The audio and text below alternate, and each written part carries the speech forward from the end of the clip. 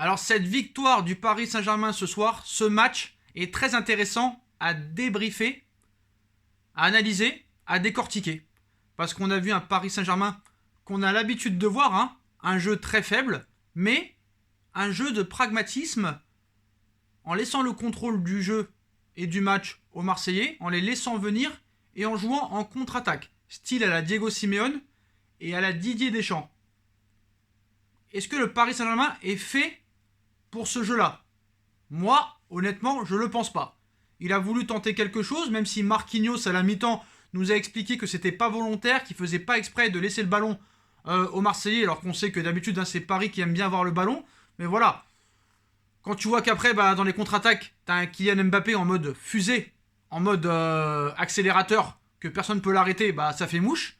Mauro Icardi, hein, renard des surfaces, une occasion, un but, ça fait mouche. Et à l'arrivée, tu repars avec une victoire. Parce que même si Marseille a eu le contrôle du match et a eu la possession de balle, ils n'ont pas été réellement dangereux. Alors que Paris, quand tu voyais qu'ils attaquaient, ils étaient dangereux. On voit le poteau de Paredes, on voit les contre-attaques, vraiment ça faisait mal. Blessure de Di Maria, très dommage. Est-ce que si Di Maria serait resté sur la pelouse, on aurait pu voir ce jeu de contre-attaque encore tout le long du match? Je pense que oui, parce que le premier but, hein, Di Maria est impliqué. Voilà, tout le match, Paris a essayé de jouer en contre-attaque. Avant d'analyser un petit peu cette façon de jouer et qu'est-ce que ça pourrait donner dans les matchs à suivre, surtout contre le FC Barcelone, parce que est-ce que cette stratégie va continuer dans les matchs qui suivent? Est-ce que c'est une stratégie pour contrer un petit peu le Barça, pour faire redescendre plus bas Léo Messi? Je ne sais pas. Mais en tout cas, moi, il y a un joueur ce soir qui m'a impressionné. Tout le monde dit Mbappé, il a été buteur, il a été mieux, il a été plus altruisme, plus collectif, peut-être même un peu trop lors de cette occasion à la 70e. Pourquoi tu ne tires pas? Pourquoi tu fais la passe à Neymar? Franchement, tu vois que Alvaro est devant lui. D'ailleurs, Alvaro, hein, lui, exceptionnel, le gars. Hein. Il veut casser la jambe à Neymar. Il y a penalty. L'arbitre ne siffle pas. Il regarde la vidéo, il n'y a pas penalty. D'ailleurs, l'arbitrage, hein, ce soir, c'est une mascarade. C'est une blague. 2 penalty refusés. On n'a pas entendu les Marseillais du match sur Twitter nous dire c'est une honte, c'est une honte. Voilà, il y a 2 penalty refusés. Je pense que ça aurait pu finir beaucoup plus sévèrement le score ce soir. Mais voilà, non, pour moi, l'homme du match, même si Mbappé a été très bon, c'est Marco Verratti. Marco Verratti a été exceptionnel. Le mec a été partout. Il a été milieu de terrain, il a été ailier, il a été arrière gauche, arrière droit, défenseur central, numéro 10. Je ne sais pas combien de ballons il a touché. Voilà. Alors j'espère qu'à la fin de match, hein, on l'a vu par terre avec cet abruti de Payet là. D'ailleurs, il a été expulsé. Hein. C'est honteux ce qu'il a fait. Bon, les mecs, ils savent pas faire un classico sans faire de faute. Hein. Ils sont tellement inférieurs à nous que c'est leur seul, on va dire, outil de défense de faire des fautes, parce que c'est un miracle qu'ils ont gagné au mois de septembre. Hein. S'il n'y avait pas eu le Covid et tout ça, bien sûr, Paris aurait continué sa série d'invincibilité. Mais voilà, grosse faute de Payet sur Marco Verratti. On espère que c'est pas trop grave pour Marco, parce que vraiment, de faire des fautes comme ça, Dimitri Payet, ça mérite au moins 10 matchs de suspension, ça. C'est une honte. Voilà, l'arbitre ne siffle pas des pénaltys pour pas enfoncer l'OM, inadmissible. Voilà, parce qu'il y a vraiment 2 pénaltys très clairs pour le PSG. Mais voilà, apparemment, l'arbitre ne voulait pas qu'on mette une fessée ce soir à l'Olympique de Marseille. Je ne sais pas pourquoi. Peut-être qu'on aura des réponses, je pense pas. Mais voilà, la grosse faute de Payet sur Verratti. Hein, le Réunionnais s'est fait expulser après s'être essuyé les crampons sur l'homme du match, hein, qui a été Marco Verratti. Il a récupéré un nombre je sais même pas, je peux même pas compter le nombre de ballons qu'il a récupéré. Il a été exceptionnel. Voilà, pour moi, en top 1, ce sera Marco Verratti ce soir. En top 2, je mettrai quand même Kylian Mbappé. Alors en défense centrale, moi j'ai trouvé cette charnière très solide. Il y a eu des bonnes relances, mais bon, ça a été assez friable des fois. Donc vraiment la défense quand même, Marquinhos, Kipembe, ça va, ça a relancé bien, mais on espère que les deux seront là pour le Barça, parce que si tu mets Kerrer, tu risques vraiment de pleurer et d'avoir le cœur qui bat à 300 à l'heure. Hein, voilà. D'ailleurs, je ne sais même pas pourquoi il a fait rentrer Kerrer. Voilà. Parce que Danilo et Kerrer, c'est un cirque. Hein. Et désolé, hein, j'aimais beaucoup ce joueur. J'ai cru en lui, je l'ai défendu, mais là, il est indéfendable. C'est Idrissa Gueye. Hein. Idrissa Gueye, il a été transparent. Il n'a pas réussi une passe. Le jeu vers l'avant, catastrophique. Franchement, fantomatique ce soir. Hein. Il a été nullissime. Sarabia, incroyablement mauvais. Donc Sarabia, pour moi, n'est pas fait pour être titulaire. Après, il a remplacé un Angel Di Maria blessé.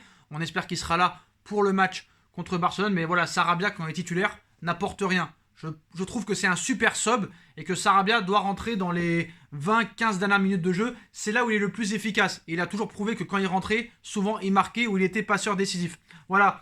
Florenzi, défensivement c'est très limite, mais il a cette qualité de centre qui peut t'apporter quelque chose dans des matchs où tu dois attaquer. Et dans les contre-attaques aussi. Florenzi, ce jeu-là peut vraiment te servir. C'est lui qui est passeur décisif sur la tête et le but de Mauro Icardi. Donc voilà. Donc franchement, que penser de ce match? Bah, un Marseille qui a eu le contrôle. Paris leur a laissé le contrôle. C'est du pragmatique. Ça gagne. Ça a prouvé avec des Deschamps, des Diego Simeone, des Mourinho avec l'Inter de Milan que ça pouvait marcher sur le long terme.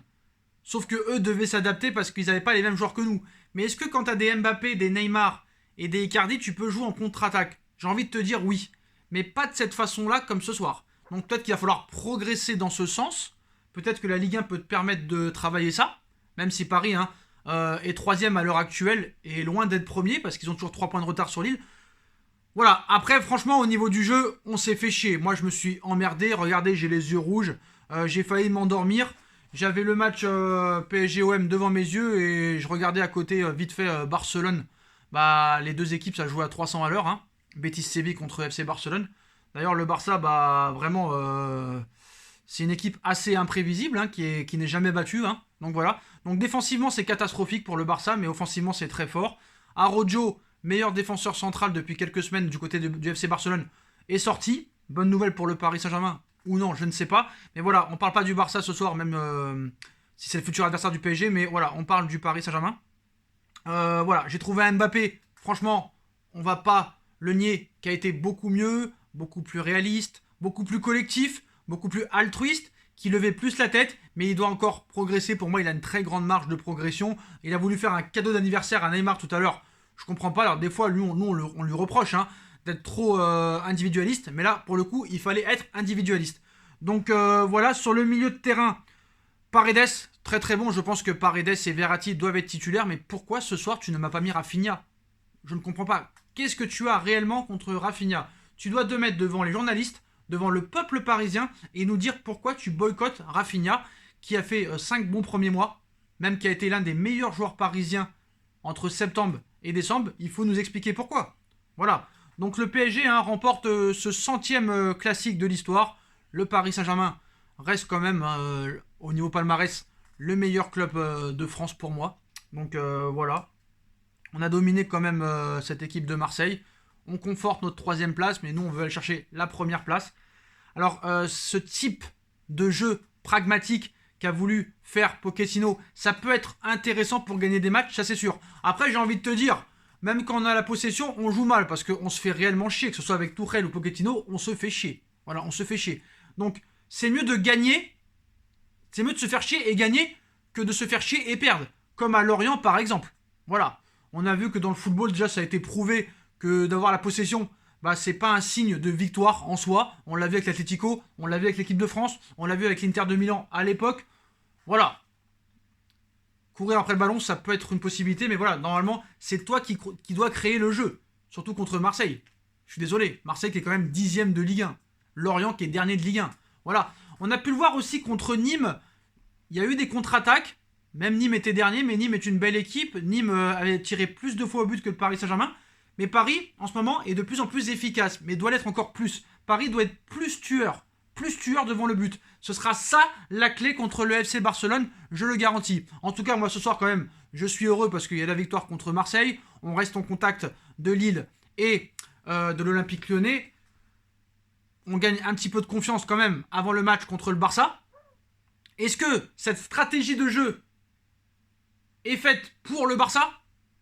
J'ai envie de te dire oui. On verra le match contre Caen cette semaine en Coupe de France et le match contre Nice, si je ne me trompe pas, la semaine prochaine pour voir si c'était vraiment un style de jeu que veut adopter Maurizio Pochettino ou si c'était vraiment un hasard. Je ne sais pas parce que voilà, Pochettino quand même il est pas bête. Il savait que les Marseillais allaient faire beaucoup de fautes, c'est ce qui s'est passé. Voilà, Alvaro complètement débile, Payet complètement débile. Voilà, ils ont besoin de ça. Et même en faisant ça, ils n'ont pas réussi. Donc voilà, donc... pas très belle victoire, on s'est ennuyé au niveau du jeu, mais ça peut être une technique de jeu qui peut te faire gagner des grosses compétitions comme la Ligue des Champions. Voilà. On a vu qu'en ayant la possession de balle, on n'y arrivait pas. Alors peut-être que ce jeu de contre-attaque, où on laisse venir l'adversaire, on les laisse avoir la possession de balle, et nous on joue en contre-attaque avec les fusées Neymar, les fusées Mbappé et le buteur Mauro Icardi dans l'axe, ça peut tout à fait marcher, moi je pense. Après, il faudra un milieu solide. C'est pour ça que quand tu fais des milieux à 3, d'ailleurs, si Di Maria est forfait contre le FC Barcelone, il sera obligé de faire un 4-3-3. Mais moi, Rafinha, arrête de me mettre Gay, s'il te plaît. Voilà, Herrera, Gay, ce n'est pas possible au milieu de terrain. Même Pereira, ce n'est pas possible. Pour moi, il n'a pas de niveau. Même dans un milieu à 3, pour moi, il n'a pas de niveau. Je vous dis la vérité. Alors, si tu veux jouer un milieu à 3, mets Paredes, Marco Verratti, Rafinha contre le Barça, Icardi, Mbappé, Neymar devant. Marquinhos, Kipembe dans l'axe, Florenzi, Kurzawa sur les côtés, et en espérant le retour de Keylor Navas. En tout cas, les postos, victoire du Paris Saint-Germain ce soir. Et puis, on se retrouve très vite pour une nouvelle vidéo. Les postos, on est quand même heureux ce soir. Tchuss.